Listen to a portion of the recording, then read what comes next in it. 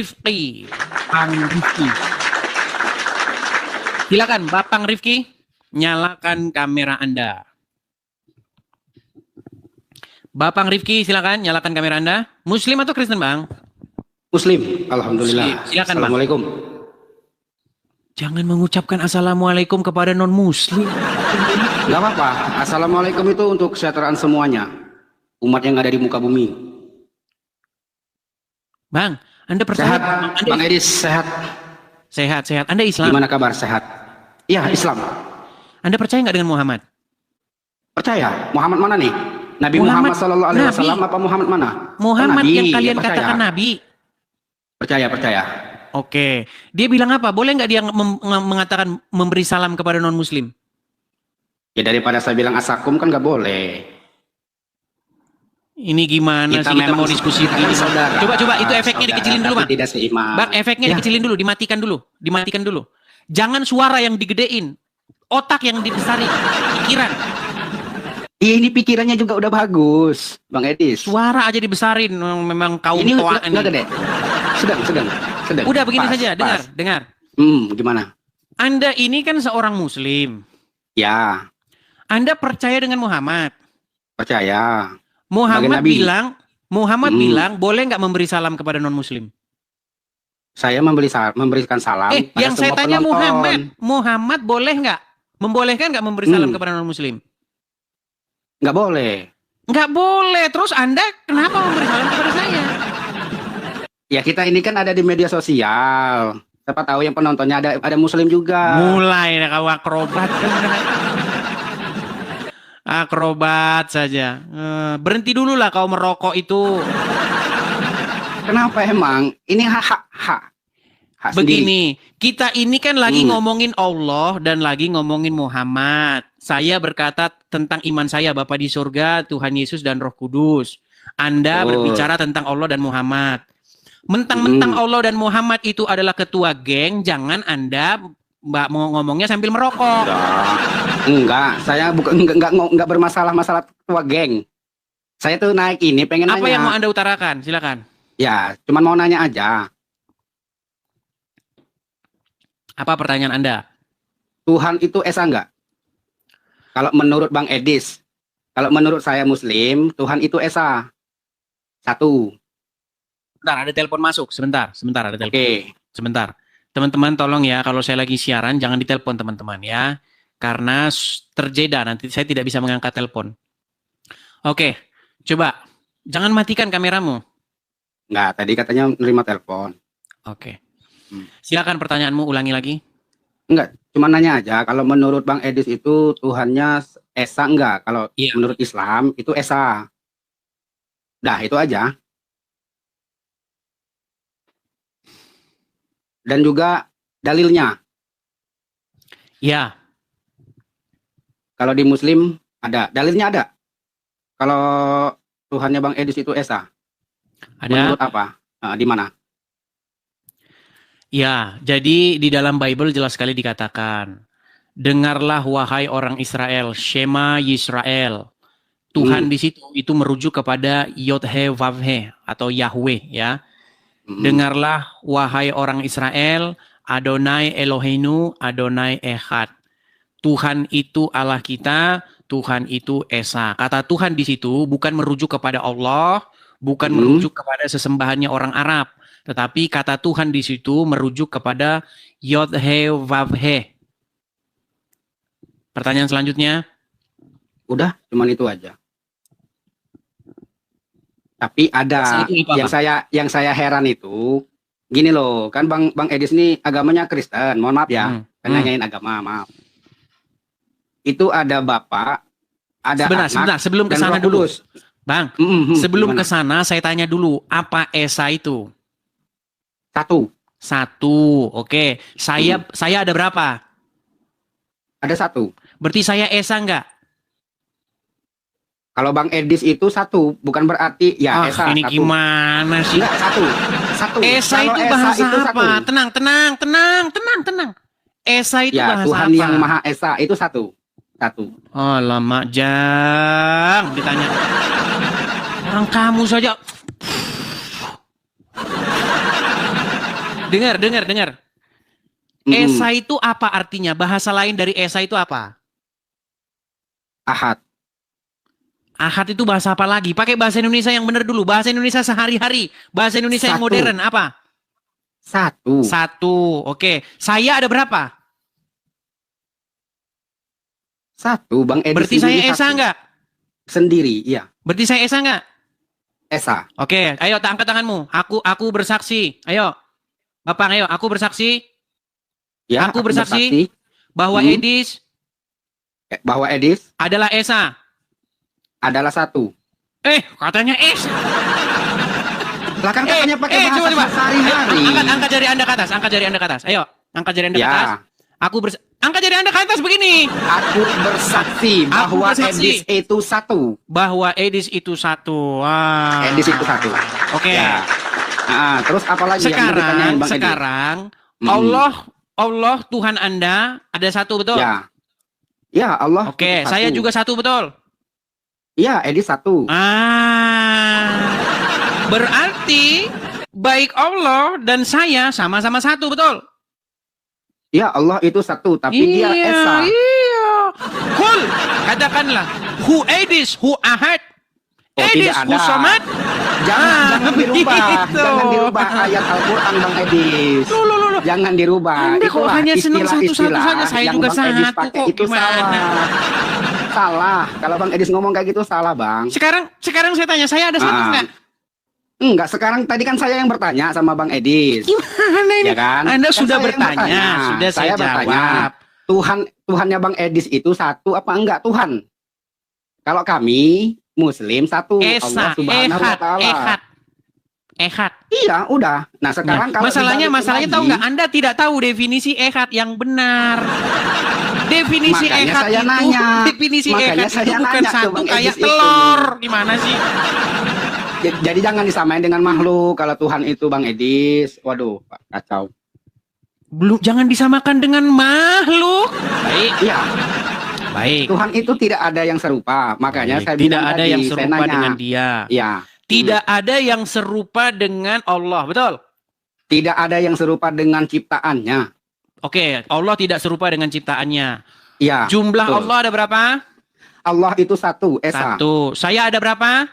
Jangan nanya ke situ lagi. Kok jangan nanya ke situ? Jangan muter-muter ke sana. Katanya tidak sama dengan ciptaannya. Ternyata saya sama mirip dengan Allah. Makanya saya bilangin tadi Bang Edi, Allah itu Maha Pencipta. Bapak, tenang dulu. Siap. Kamu mengatakan tidak ada yang serupa dengan Allah, betul? Betul. Oke. Saya satu, Allah satu, betul? Betul. Saya punya dua tangan, Allah punya dua tangan, betul? Enggak. Dia tidak serupa dengan ciptaannya. Allah tidak punya dua. Baik. Apakah Allah punya tangan? Tidak. Baik. Saya tidak. Pokoknya Allah itu tidak terlihat. Ya, jangan pokoknya. Itu iman. Kalau pokoknya repot kita pokoknya. Tidak boleh ada pokoknya. Kita harus menggunakan dalil. Jangan mengatakan pokoknya. Nih, saya balikin kamera saya dulu ya. Coba. Baik. Kita akan bacakan hadis berikut ini ya. Apakah tangan Allah itu ada dua? Iya, bahkan tangannya Allah itu kanan semuanya. Ya. Di mana Bang Edis bisa tahu ada tangan? Iya, ini ada hadis yang mengatakan bahwa tangan Allah itu semuanya adalah kanan. Mana coba? Baik. Makanya pengen tahu. Iya, makanya kamu kan tidak tahu. Iya, apa isi Al-Quran? Tahu kalau isi. Baik. Saya akan tunjukkan ayat Al-Quran hadis yang mengatakan bahwa tangan Allah itu adalah kanan semua ya. Bentar. Ambil ngopi nggak apa-apa kan Bang Edis? Nggak apa-apa, santai saja. Nih, ya, santai ini aja. hadisnya agak sedikit panjang ya Bang ya. Iya coba. Nih baik. Oke, ini hadisnya ya. Kelihatan ya, panjang ya. Artinya aja. Oke, kita bacakan artinya ya. Kita bacakan artinya. Sampai selesai tapi ya Bang Edis ya. Oke, baik. Perhatikan ya, dikatakan di sini ya bahwa dan seterusnya, perhatikan nih. Di dalam Sahih Muslim, Abdullah bin Umar berkata bahwa Rasulullah Shallallahu Alaihi Wasallam bersabda, apa katanya? Allah Azza wa Jalla melipat langit-langit pada hari kiamat, kemudian memegang tangan kanannya. Dia berfirman dan seterusnya dan seterusnya. Nah, di sini dikatakan apa? Bahwa tangan Allah itu kanan nih. Perhatikan sebentar ya. Yang mana? Sabar. Tenang. Kita carikan hadisnya. Sebentar, saya tunjukkan dulu hadisnya ya.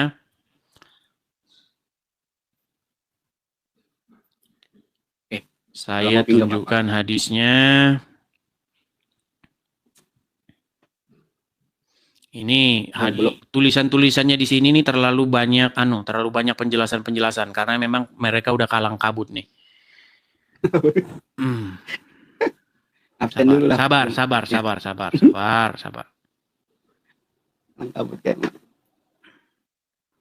Atau teman-teman ada yang tahu nomor hadisnya supaya saya kasih tahu dia?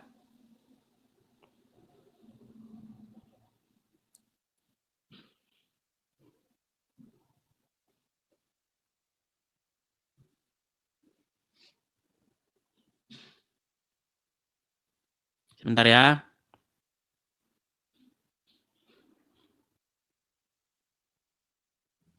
Allah tidak punya tangan kiri.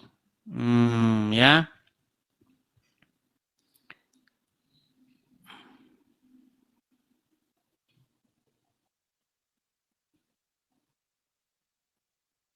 Nah ini nih. Ya. Kelihatan ini ya nih. Hadis riwayat Muslim nih. Dan kedua tangan Allah itu kanan. Kelihatan? Rasulullah Shallallahu Alaihi Wasallam bersabda, dan dua tangan Allah itu kanan. Nah, meninggal kan? Betul nggak? Itu dari majalah Islam Syariah. Mulai dong itu dari mana? Iya. Kan saya intinya begini, Bapang. Apapun yang saya katakan kepada kamu itu tidak akan percaya. Bukan nggak percaya, mohon maaf Bang Edis. Setiap muslim yang naik, kalau membantah dibilang nggak percaya yang dibilang Bang Edis. Ya sudah, sekarang gini saja sekarang. Ya. Kalau misalnya terbukti bahwa Allah itu punya tangan kanan, dua-duanya kanan, kira-kira gimana? Ya berarti yang dibilang Bang Edis benar. Iya, udah gitu berarti aja. Yang saya bilang benar. Terus kok kamu bilang tidak ada yang serupa dengan dia? Ya berarti kan emang manusia ada tangan kanan semua. Iya, berarti Allah cacat. Waduh, bahaya Bang Edis. Jangan kayak gitu. Oke, Allah ada betis nggak? Allah punya betis nggak? Udah, jangan nanyain itu yang saya belum tahu. Gimana sih nggak nanya? Katanya Allah tidak serupa dengan makhluk. Ternyata Allah serupa dengan makhluk. Gimana sih? Allah tidak serupa dengan ciptaannya. Oke.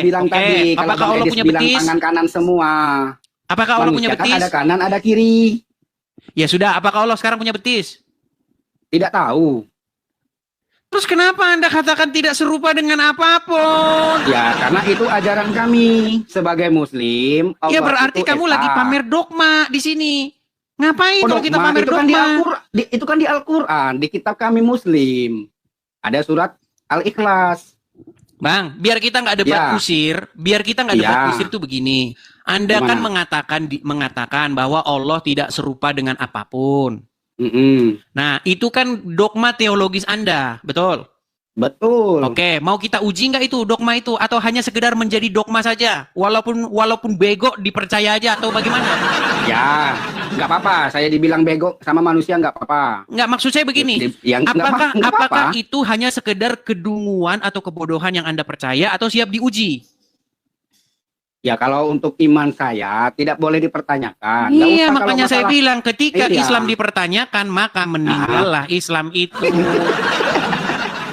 Gimana? Orang Anda pengertian Esa saja Anda tidak ngerti. Di dalam Bible Tuhan itu ehad. Apa itu ehad? Ehad itu bukan bilangan 1, 2, 3, bukan begitu. Ehad itu artinya satu-satunya. Beda, satu dengan satu-satunya itu beda. Maksudnya dia membedakan diri dari Tuhan-Tuhan yang lain. Dia membedakan, makasih Kani, dia membedakan diri dari ilah-ilah atau para Allah yang ada di Mesir ketika itu. Shema Yisrael, dengarlah wahai orang Israel. Adonai Eloheinu, Adonai Echad. Bahwa Yahweh itu, Yehova itu, dia Echad. Echad di situ satu-satunya. Dia beda tuh dengan para ilah-ilah bangsa lain ini. Itu arti Echad. Satu-satunya. Iya, satu gimana? Kalau satu saya juga satu. Tetapi apakah saya menjadi satu-satunya? Ada yang seperti saya, buktinya Anda. Ada yang seperti saya, selain saya. Jadi saya tidak bisa dikatakan Echad. Karena apa? Karena ada yang lain yang mirip seperti saya. Nah, sedangkan di dalam Bible, ketika ahli-ahli Taurat bertanya kepada Tuhan Yesus, Guru, katakanlah kepada kami, hukum manakah yang terutama? Apa jawab Tuhan Yesus? Hukum yang pertama dan yang terutama ialah, dengarlah wahai orang Israel, Tuhan itu Allah kita, Tuhan itu Esa, Echad. Lalu apa jawab ahli-ahli Taurat dan orang-orang Farisi? Tepat sekali katamu Guru.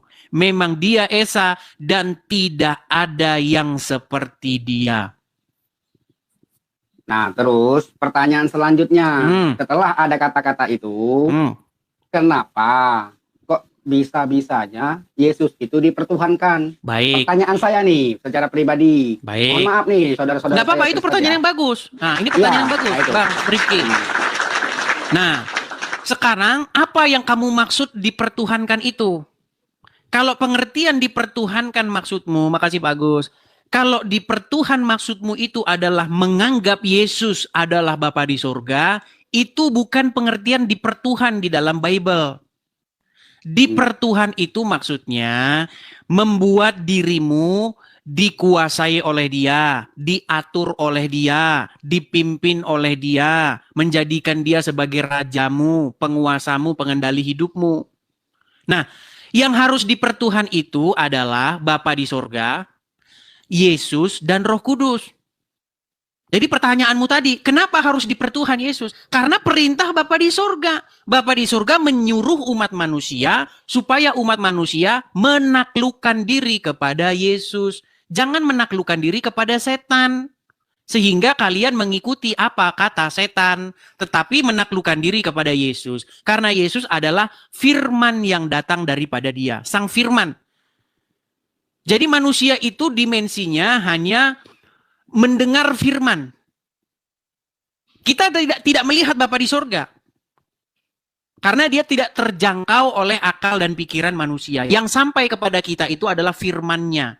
Nah, firman-Nya itu turun nuzul menjadi manusia. Makanya firman-Nya itu harus kita tuhankan.